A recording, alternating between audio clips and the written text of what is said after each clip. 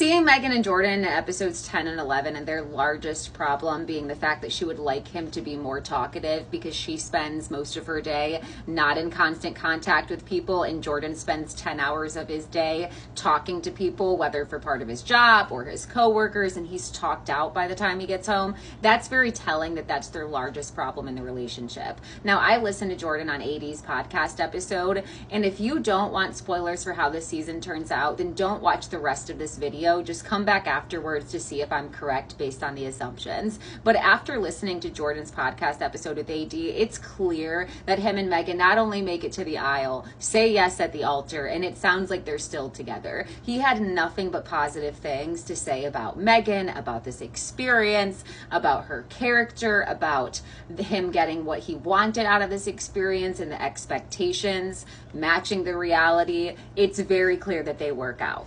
Another thing that's very clear to me is that Jordan is a very good guy, arguably up there. I hope I'm right, but up there with seeming as good of a guy as Cameron on Cameron and Lauren's season. He talked about the reasons behind getting his vasectomy and not wanting all of the pressure to prevent pregnancy to fall on women and it be entirely their responsibility. He also talks to guys about how it didn't really hurt and encourages other men to be proactive and take the responsibility on themselves. He talks about the reasons for not putting Luca on camera and that he's a child who can't consent in his mind to being on camera or wanting that to live out there long term, as well as his co-parent just not thinking it's a good decision. So ultimately deciding to not have him as a part of the experience on camera. Jordan's just coming across very level-headed, very kind. The things that he says about Megan, he talks about how you have to be able to cry in front of your spouse. It's very clear that they're still together.